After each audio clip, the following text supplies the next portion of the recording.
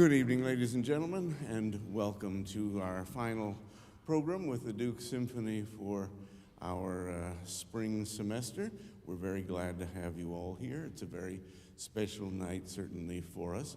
I know we usually like to start with the music, but I thought this first piece I would tell you just a little bit about it before we play it, to perhaps give you a little more something to listen to in it and so forth.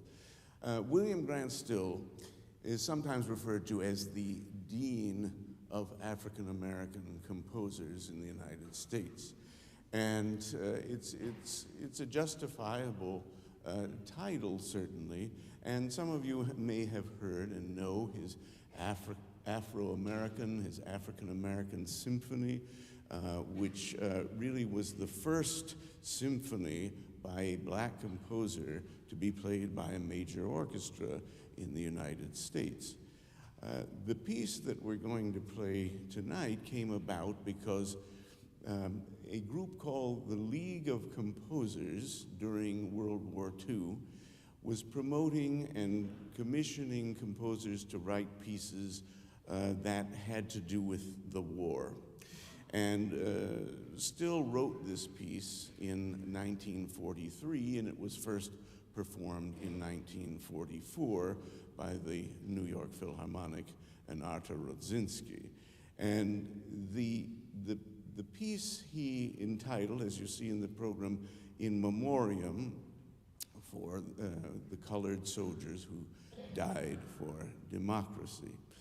And it was a very poignant title in a lot of ways because soldiers, of course, black soldiers at that time, did not only face the horrors of war, but they faced the horrors of racism in this country.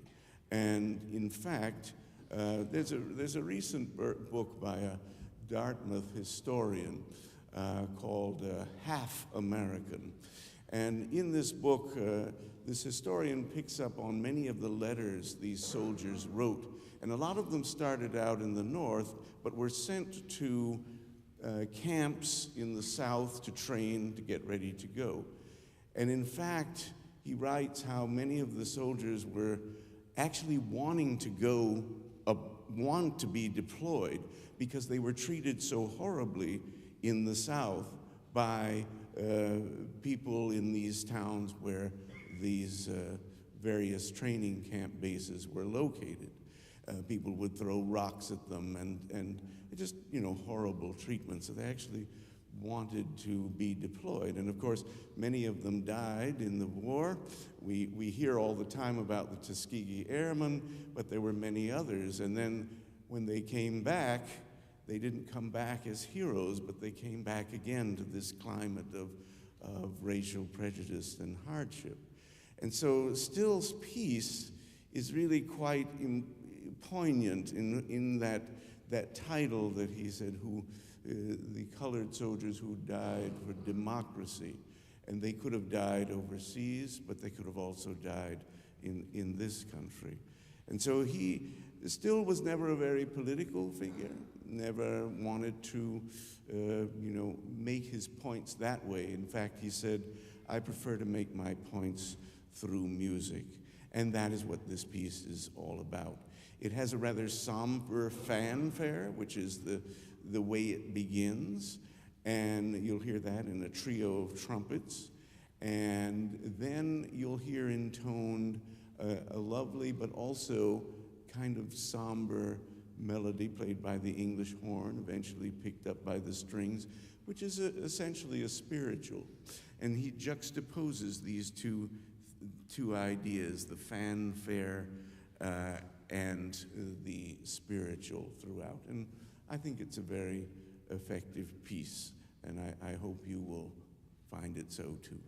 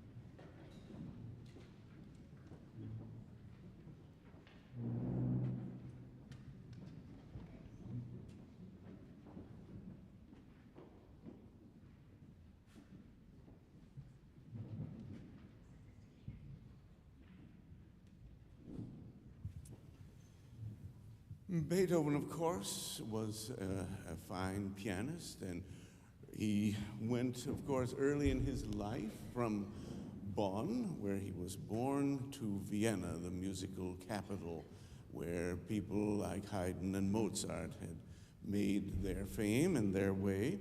And Beethoven, too, wanted to make his way not only as a composer, but as a writer for the piano, and particularly the piano concerto. Just a minute.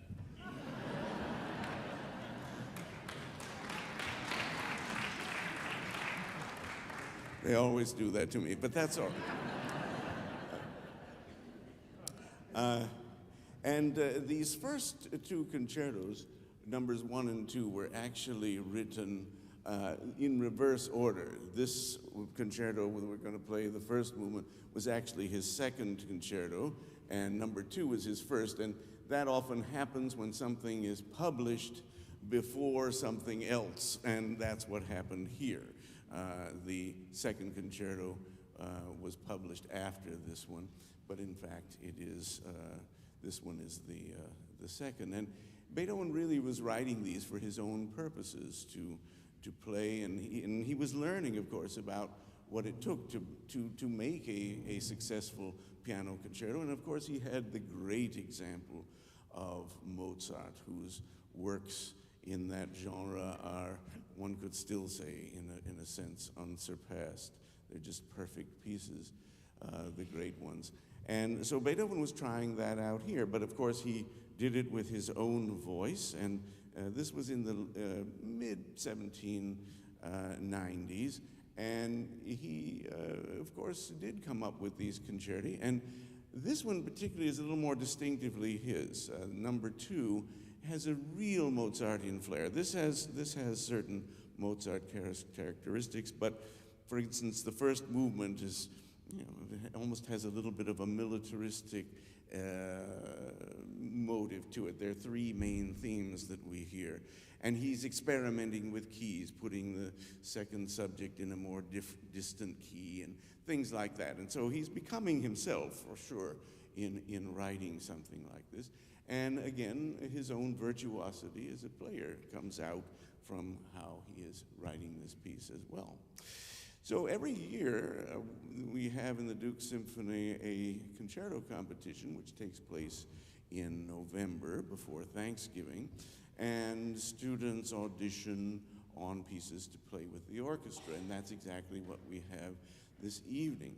Vicky Yang auditioned for us with this piece, and a jury made up of myself and my colleagues, some of my colleagues, listened to all of these, and Vicky was selected to play this first movement of the Beethoven First Piano Concerto. So I'd like you to welcome now Miss Vicky Yang.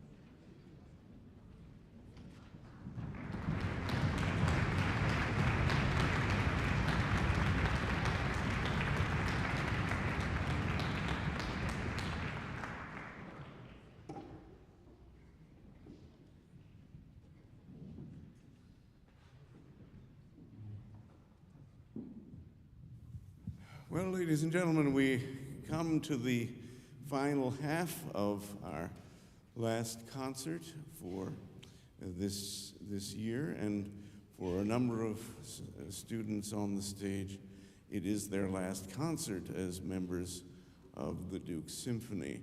So always a very bittersweet time. And as I reflect on the year, it's been a wonderful year. We've played music, very interesting music, like the Still we played tonight, music of women composers, Lily Boulanger and Louise Ferrand, different, little bit different and wonderful.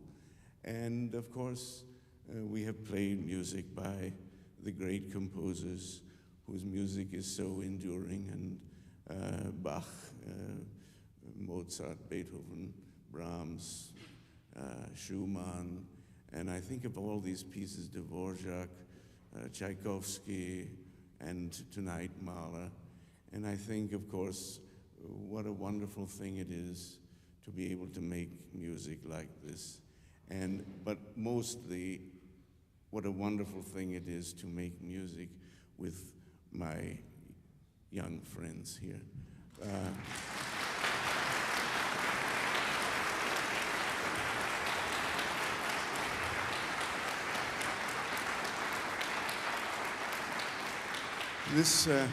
This orchestra has just been wonderful. They're just collectively and individually such a rich experience to work together.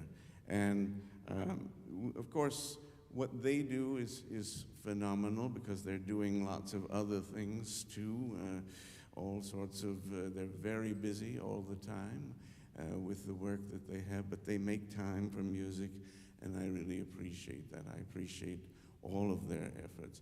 And of course, we get a lot of help in what we do from others who do lots of things for us. For example, our stage crew, Colin Bowie and Rick Nelson and their crew, they help us, rehearsal after rehearsal, get everything right and set up.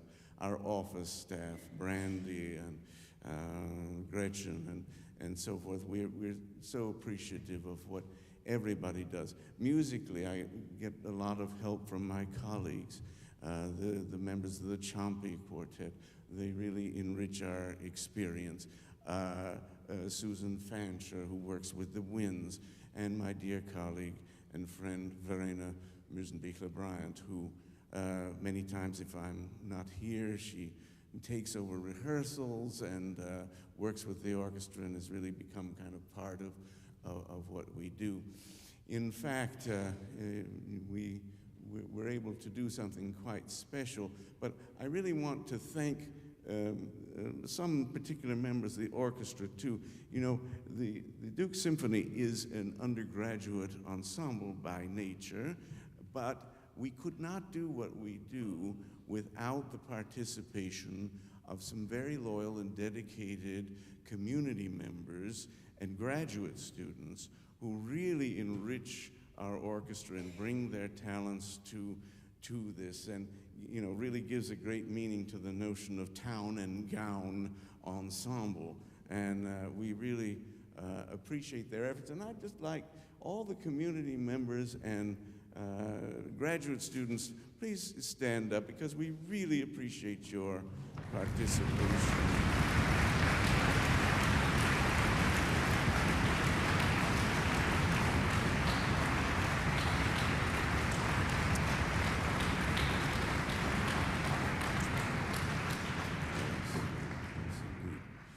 So, as now I really have to get to it. I've been avoiding this really, but it's time to acknowledge our seniors, and this year it's particularly hard because there's 16 of them, and that's quite a number to say goodbye to, I have to say. And particularly these, I say every year the orchestra is very special, and it is. But when I think of these seniors, I think they will always be quite especially special, if you would, to me, because we went through a lot of things together, they and me, and this was the group of seniors who were freshmen when everything shut down in March of 2020. And we had played 2 concerts. We'd just finished playing the Hindemith Matisse der Mahler, and then everything stopped, and we didn't play for the rest of the year after such an accomplishment as that. And then, of course, the next year, everything was online. And it's so painfully obvious that online you cannot replace this experience for you or for us. And it was quite a change, and yet so many of these seniors stayed with us. I was speaking of my colleague Verena. We put together this program for the orchestra to try to keep the orchestras and the wind symphonies community together and sustain throughout that time. And we got to do a lot of music and talk about a lot of music and listen to a lot of music, have guests come in. Really, there were lots of positive things about it. But of course, it's not this. And yet, we stayed together. I remember still seeing many of the faces in those little Zoom squares. And as they saw mine, and of course we made it through, and then we were able to start up again the next year. And so we went through all of that together, and again, I'll personally be very connected to these seniors because they went through with me a very, very, the hardest tragedy of my life thus far, and they were just of a tremendous support to me during that time, and they still have been. You know, we don't talk about things sometimes, but I feel it, and I know that they have been just tremendously supportive and there and present, and it's they have my gratitude for that. That is a very, very special thing, and that's why I say I shall always remember you in this way. And it's time for you to meet them. And I had to actually get a list because there's so many. I didn't want to leave anybody out. And I want you to meet them. First of all, Emma Lofgren is here. You stand up when I... Okay.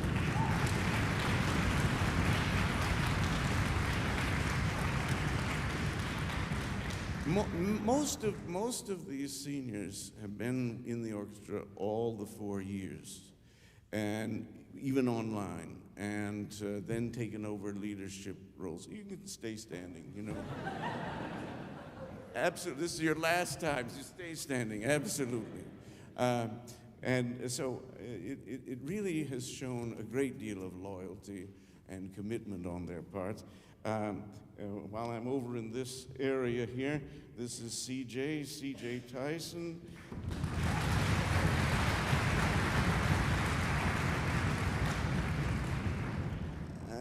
C.J. is in neuroscience, and I actually let him experiment on me. I was a little bit afraid of this, but it turned I'm still here, and he's still here, and so forth. But C.J. This is Jacob Egel. Jacob Egel.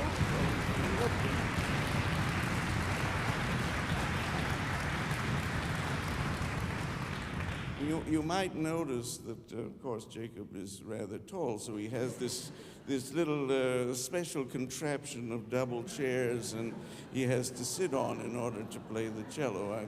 You probably noticed that over the years. Here's Ben Smith. Ben.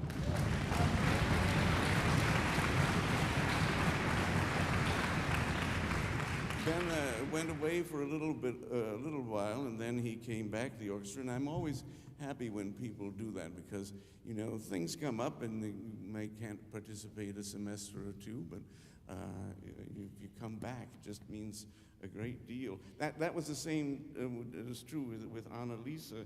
This is Annalisa McGowan.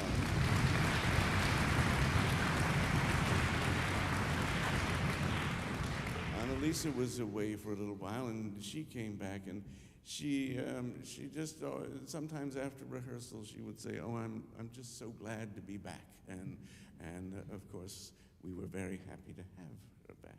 Sabrina, this is Sabrina Camacho.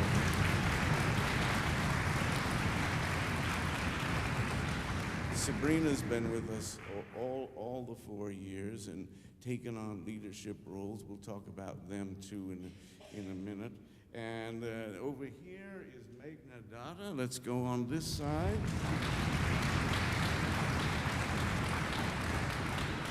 Another veteran of all the years in the orchestra and very loyal, always in the first violin section. Very happy to have Magna stay with us all this time. Sophie, on the other hand, started life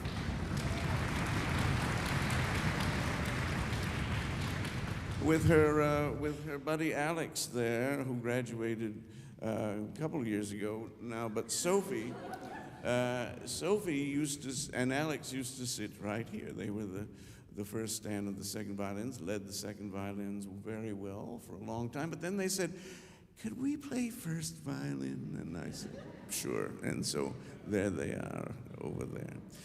All right, Andy. This is Andy Chow. In fact, I'll also introduce you to Neha, too, because these two go in.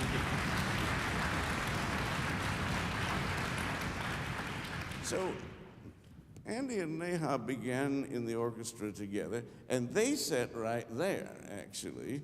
And at the first rehearsal, when they were there, I walked over to them and I said, "Now, you know, this is my concertmaster in training chair."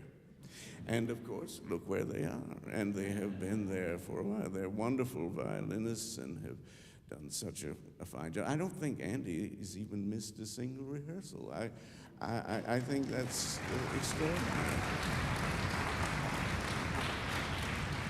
Katie Joe is right behind Andy.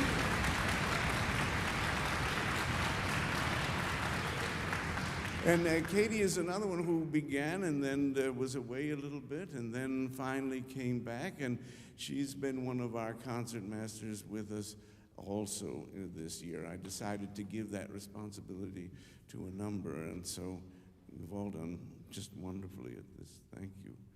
And let's see, I haven't been reading these in any. Anna is here. Yes, Anna. This is Anna Ponek.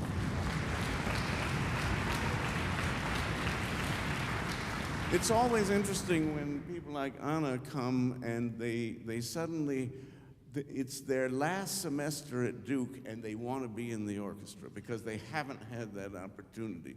And that was the case with Anna this year. So we're very happy you came to us, as did Gabrielle Lee.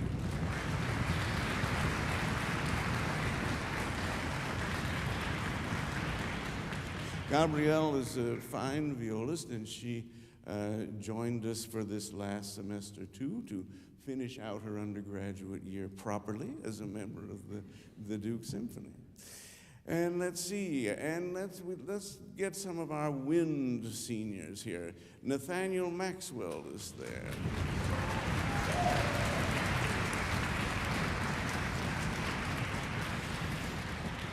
Nathaniel, in typical fashion, does a lot of things, and he's a pianist, and so we had him often play all the keyboard parts as they would come up in the orchestra.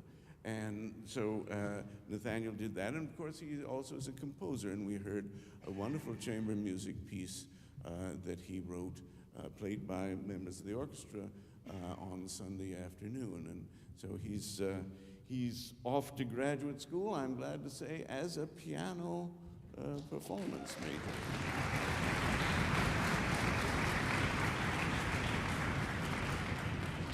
Jake Heller.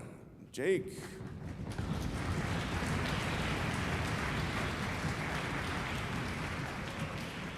Jake has been our principal clarinet all of his 4 years, and justifiably so. He has a wonderful sound, and he's been very good in this role, and we're going to certainly miss you there, Jake, but we'll certainly wish you all the best. And let's see, Preston, yes.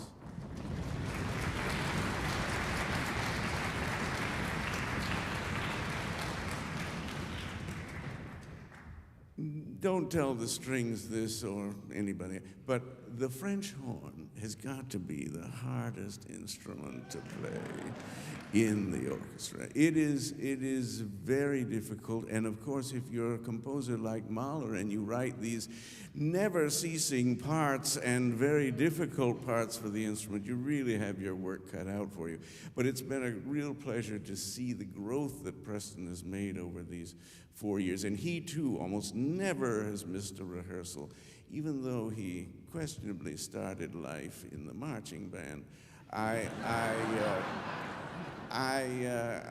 will forgive him that, because he's done so very well in playing with us.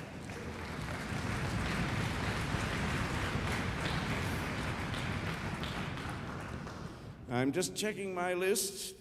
Did I get everybody? I think so.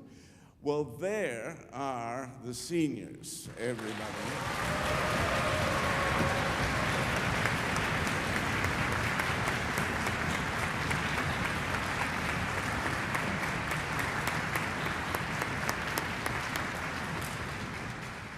I want to wish you all the very best in your careers, that wherever they will take you and whatever you do. And what a great thing that you have music, that you are connected so intimately with this great art. And it's just, I'm full of gratitude that you have that you have that gift to remain connected with, you know, the great masters of music and that you've played. And I hope it will always be a source of refreshment and inspiration to you, no matter what you do. It's always there, and it's always a wonderful thing to have. So hold on to it, don't let it go, and enjoy it. And I think this group will remain quite special to me. I want you to meet a couple of other people before we get to the Mahler. These are members of the orchestra's committee who have done so much this year, and they do every year, but they're not seniors yet, so we get to hold on to them a little bit longer. Dave is our principal bass player. And Carlos playing the oboe here. Please, Carlos.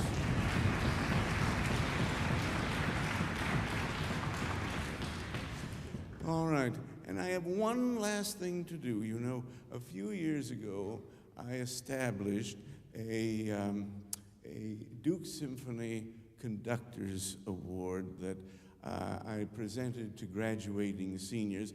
And as I wrote, this award recognizes the graduating seniors who have consistently displayed the highest level of commitment, excellence, exemplary service, and thoughtful leadership in the Duke Symphony. And so I couldn't not actually this year give the Conductors Award to all 4 of the senior members of the executive committee. And so, CJ, congratulations. Jacob, congratulations.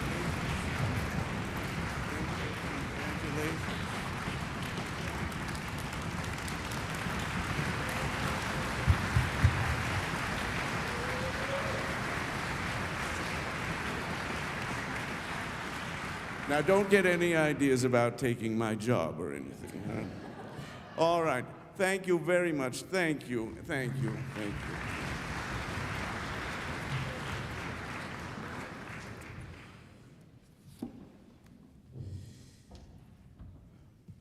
Mahler, of course, one of the great composers of the 20th century, wrote this Fifth Symphony in the very early years, 1901, 1902. And he had written 4 symphonies up to this time, and really they had a lot of vocal elements. They were all sort of song-inspired. In fact, Symphonies 2, 3, and 4 all have literally singers or chorus involved in them. And one, of course, is full of songs and so forth. When Mahler gets to this middle period, which begins with the Fifth Symphony, he begins to take on a more almost Beethovenian symphonic approach. And we don't have all of those extra musical facets of the music in this Fifth Symphony, and yet it is profoundly personal. Mahler couldn't help but be personal. This symphony he conceived of in 5 movements, but really he conceived of it in 3 parts. The first 2 movements comprise the first part. It starts in C-sharp minor and is very tragic, just like Beethoven's Fifth Symphony beginning, kind of tragic beginning. And then the third movement is a long movement and comprises the entire second part. And then the fourth and the fifth movement are the third part of the symphony. And the fourth movement, the Adagietto, which is the most famous movement probably of any Mahler symphony, is for strings, harp, begins this part, and it proceeds directly into the last movement. The Adagietto is again, it's all about, the human, the inner human, right? What we are inside. In fact, it's very associated with the song that Mahler wrote called Ich bin der Welt abhanden gekommen. And this song is really the words that end the song show you what I mean, because it's that song's music that is in this piece. And so the words are something like, I live alone in my own heaven, in my love, and in my song. And those are the words that conclude that song. And that's kind of the essence of this Adagietto. And it leads right into the fifth movement, which is a joyous, ebullient, and extremely contrapuntal and difficult movement. Mahler had been sick, and he immersed himself in Bach, and it's just full of intricate but wonderful counterpoint. Anything from fugato and all sorts of themes going on at the same time. It's extravagantly contrapuntal, I might say, but also joyous. And he brings back in this fifth movement the music of the Adagietto and the second movement, where a big sort of D major theme appears for the first time, which is his triumphant theme to end the piece. And this piece was actually suggested by members of the orchestra to me, and while those first three movements aren't necessarily appropriate for us, these last two, I thought we might do part 3 of the symphony as our last piece together for the year. So we are very happy to play this for you now. I remember to invite you all to the reception following, which is actually, I was told, going to be out on the patio in the Biddle Music Building. You go down, but you'll have to go upstairs, and it's out on the patio, and we certainly hope that you'll join us for that. And thank you for supporting us by coming to our concert and concerts throughout the year. We really appreciate it. It makes the entire experience complete to have you here. So we thank you so much for your support and your attendance. And now the fourth and fifth movement, part 3 of Mahler's Fifth Symphony.